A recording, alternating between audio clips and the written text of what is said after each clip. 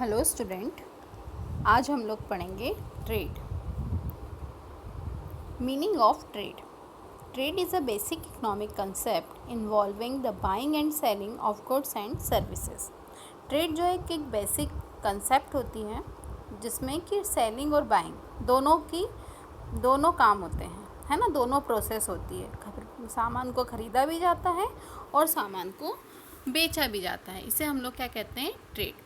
With compensation paid by a buyer to a seller. इसमें जो भी व्यक्ति सामान खरीदता है, जो बायर होता है, वो सेलर को उसका चार्ज पे करता है, मतलब पैसे देता है, और उसके बदले उसको सामान मिलता है।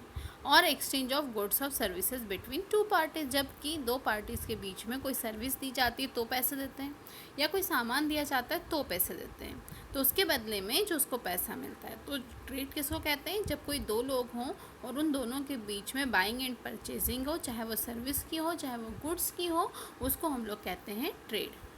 अब है क्लासिफिकेशन ऑफ ट्रेड, मतलब टाइप्स ऑफ ट्रेड, व्यापार के प्रकार। तो है internal trade and external trade, आंतरिक व्यापार और बाह्य व्यापार। आंतरिक व्यापार, इंटरनल ट्रेड, जो कि हमारे जो कंट्री है उसकी जो भी वो है बाउंड्रीज़ हैं, उसकी लिमिटेशन के अंदर जो होता है, देश की सीमाओं के अंदर जो व्यापार होता है उसका इंटरनल ट्रेड कहते हैं। एक्सटर्नल ट्रेड जो कि one country to another country होता है, मतलब एक देश से दूसरे देश में जो व्यापार होता है उसे एक्सटर्नल या बाह्य व्यापार कहते हैं। इंटरनल ट्रेड टू टाइप्स के होते हैं, on the basis of scale and on the basis of area. Scale के बेस पर, एरिया के बेस पे। अब स्केल के बेस पे और एरिया के बेस पे जो इंटरनल ट्रेड है वो कौन से होते हैं? Wholesale trade. होलसेल ट्रेड मतलब क्या हो गया? होलसेल मतलब थोक व्यापार। थोक व्यापार जैसे अपने यहाँ पर सिटी में हम लोग जाते हैं तो सिटी में थोक की दुकानें होती हैं, सॉरी, वो छोटी छोटी चीज़ें एक चीज़ नहीं देते हैं, वो होलसेल एक साथ सारा सामान हमें देते हैं ना।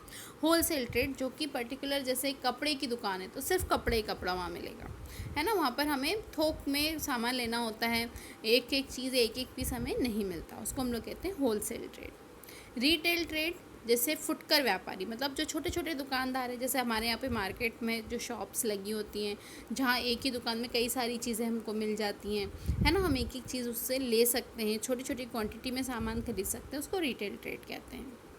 ये था आपका on the basis of scale. अब है on the basis of area. Area के बेस पर थ्री टाइप्स के होते हैं, लोकल ट्रेड, प्रोविंशियल ट्रेड और inter provincial trade. Local trade मतलब जो एक ही एरिया के अंदर होते हैं, जैसे हम लोग कोलार क्षेत्र में रहते हैं, कोलार एरिया है हमारा, तो ये हमारा लोकल एरिया है, यहीं के व्यापारी यहीं पर आकर सामान सेल कर दें। प्रोविंशियल मतलब स्टेट, प्रोविंस मतलब स्टेट, राज्य स्तरीय, राज्य के अंतर, जैसे हमारा एमपी मध्य प्रदेश एक राज्य है, तो राज्य के अंदर जब व्यापार होता है तो उसको हम लोग कहते हैं प्रोविंशियल ट्रेड। फिर है inter provincial trade. Inter provincial मतलब जैसे हमारे भोपाल के व्यापारी इंदौर के व्यापारी से व्यापार करें, तो ये हो गया इंटर प्रोविंशियल ट्रेड। अब जो हमारे जो रिटेलर्स हैं वो भी कई टाइप्स के होते हैं, जैसे हॉकर्स मतलब जो फुटपाथ वगैरह पे जो शॉप्स लगाते हैं, है ना। इसके बाद है शॉपकीपर, जो दुकानदार हैं हमारे। डिपार्टमेंटल स्टोर्स मतलब अलग अलग डिपार्टमेंट्स, हम लोग मार्केट में जाते हैं तो कोई दुकान होती है जहाँ पर कि ग्रॉसरी का डिपार्टमेंट अलग हो गया, आपका मेडिसिन का डिपार्टमेंट अलग हो गया, कॉस्मेटिक का अलग हो गया, तो ऐसी जो शॉप होती है डिपार्टमेंटल शॉप। मल्टीपल शॉप, एक ही छत के नीचे कई सारी दुकानें होती हैं, उसको हम लोग मल्टीपल शॉप कहते हैं। मेल ऑर्डर, जहाँ पर कि हम लोग ऑनलाइन जैसे सामान मंगाते हैं, ऑर्डर फ़ोन पे ऑर्डर करते हैं और सामान मंगाते हैं। सुपरमार्केट एक बड़ा सा हॉल है जहाँ पर कि हम गए हैं, ट्रॉली लेकर जाते हैं और अपनी चॉइस से सामान लेते हैं। वन प्राइस शॉप, जहाँ पर कि हर वस्तु की एक ही कीमत, जैसे हर माल वाले होते हैं, हम मेला वगैरह में जाते हैं तो वहाँ दुकान लगी रहती है, 10 रुपये हर माल, 20 रुपये हर माल, तो एक प्राइस की शॉप। तो इस तरह से ये था क्लासिफिकेशन ऑफ ट्रेड का, इंटरनल ट्रेड। अब एक्सटर्नल ट्रेड मतलब बाह्य व्यापार। बाह्य व्यापार मतलब जो एक देश से दूसरे देश में होता है, तो उसको हम लोग 3 पार्ट्स में डिवाइड करते हैं। इम्पोर्ट ट्रेड, इम्पोर्ट मतलब आयात करना, जब हम दूसरे देश से कोई चीज़ सामान अपने देश में मंगाते हैं तो उसको हम कहते हैं इम्पोर्ट ट्रेड। सेकेंड है एक्सपोर्ट ट्रेड, मतलब क्या हो गया, निर्यात। जब हम अपने देश से सामान दूसरे देश में सेल करते हैं तो उसको हम लोग कहते हैं एक्सपोर्ट ट्रेड। और री एक्सपोर्ट ट्रेड, सपोज हमने कहीं दूसरे देश से सामान अपने देश में मंगाया और उसमें कुछ थोड़ा सा चेंज करके उसमें कुछ मॉडिफाई कर हमने अदर कंट्री में सेल कर दिया। जैसे फॉर एग्जांपल जूट, हम लोग क्या करते हैं, जूट को इंपोर्ट करते हैं और फिर उससे कुछ सामान बनाकर और उसको दूसरे देश में फिर एक्सपोर्ट कर देते हैं, उसको हम लोग कहते हैं री एक्सपोर्ट ट्रेड या पुनर्निर्यात व्यापार। अब हम देखते हैं कैरेक्टरिस्टिक्स ऑफ ट्रेड, व्यापार की विशेषताएं।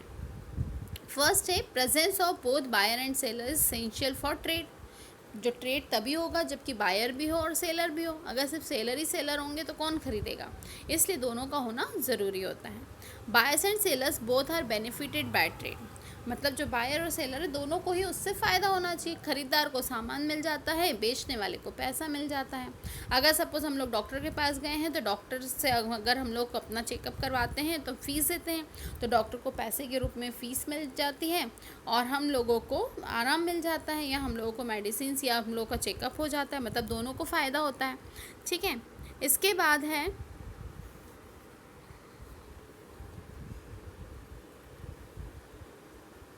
Buying and selling must be legal. जो बाइंग और सेलिंग होगी वो क्या होनी चाहिए, लीगल होनी चाहिए, वैधानिक होनी चाहिए, कानूनी रूप से मान्य होनी चाहिए। गुड्स और सर्विसेज में बी परचेस्ड और सोल्ड, मतलब इसमें कोई भी सामान को खरीदा या बेचा जाना चाहिए या कोई सेवा को लिया या दिया जाना चाहिए। इसमें कोई भी इंस्टीट्यूशंस हो सकते हैं, ब्रोकर्स हो सकते हैं, एजेंट्स हो सकते हैं, बैंक्स हो सकते हैं, ये सब कौन कहलाते हैं, ट्रेडर्स कहलाते हैं। अब है auxiliaries to trade. Auxiliaries to trade मतलब व्यापार को सहायता देने वाली संस्थाएं, जैसे means of transport, means of communication, financial institution, insurance institution, marketing, other institution. ये सब क्या करते हैं, व्यापार को सहायता प्रदान करते हैं। बिना इनके व्यापार संभव नहीं है। हम सामान खरीदते हैं तो हमें क्या है, ये जो चीज़ें होती हैं वो एक जगह से हम लोग दूसरी जगह से लाकर अपने यहाँ पर उसको परचेस करते हैं।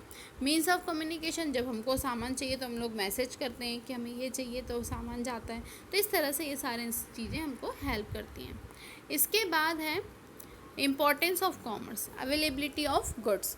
कॉमर्स क्या पढ़ा था हम लोगों ने कि कॉमर्स में बाइंग और सेलिंग के अलावा भी जो और भी काम होते हैं, जैसे कि ट्रांसपोर्टेशन, कम्युनिकेशन, मार्केटिंग हो गया, वेयर हाउसेस हो गया, ये सब इसमें आता है। तो उसका क्या फ़ायदा है हम लोग के लिए, क्या महत्व है कि अवेलेबिलिटी ऑफ गुड्स, हम लोग को सारा सामान सही समय पर अवेलेबल हो जाता है। चीप गुड्स, सस्ता सामान मिलता है। सरप्लस प्रोडक्शन, प्रोडक्शन ज़्यादा करके रख के वेयर हाउसेस में रख दिया जाता है, जैसे जैसे मार्केट में डिमांड बढ़ती है वैसे वैसे उसको सप्लाई किया जाता है। सोर्स ऑफ एम्प्लॉयमेंट, कई सारे लोगों को रोज़गार मिलता है, क्योंकि कॉमर्स में ट्रांसपोर्टेशन भी आता है, कम्युनिकेशन भी आता है, वेयर हाउसेस भी आता है, इंश्योरेंस भी आता है, पैकेजिंग भी आता है। तो ये सारी चीज़ें इसमें आती हैं। कंट्रोल ओवर मोनोपोली, मोनोपोली मतलब एकाधिकार पर कंट्रोल होता है ना। मोनोपोली अगर होगी तो क्या होगा, सब अपनी मनमानी करने लग जाएंगे। इंक्रीज इन इन्वेस्टमेंट, हम ज़्यादा से ज़्यादा पैसा इन्वेस्ट करते हैं व्यापार में, जिससे हमें फ़ायदा होता है। एग्रीकल्चरल डेवलपमेंट, जब व्यापार होगा, सामान को बेचा खरीदा जाएगा तो क्या होगा, एग्रीकल्चर का भी डेवलपमेंट होगा, क्योंकि जो रॉ मटेरियल सामान जो होता है वो एग्रीकल्चर से ही मिलता है। इंडस्ट्रियल डेवलपमेंट, इंडस्ट्रीज डेवलप होगी। इंक्रीज इन नेशनल इनकम, जब व्यापार बढ़ेगा, लोगों की खरीदारी बढ़ेगी, उसके साथ क्या होगा कि देश की इनकम भी बढ़ेगी, राष्ट्रीय आय भी बढ़ेगी। बेटर लिविंग स्टैंडर्ड, हर व्यक्ति को हर सामान सस्ते दर पर मिलेगा तो हर कोई व्यक्ति हर सामान उपयोग कर पाएगा, जिससे कि उनका रहने का जीवन स्तर ऊंचा हो जाएगा। अब क्या है, इंटरनेशनल रिलेशन, जब हम लोग फॉरेन ट्रेड करेंगे तो हमारा एक कंट्री से दूसरे कंट्री के साथ रिलेशन भी अच्छा बनेगा। ये क्या था हमारा importance of commerce. Okay, thank you.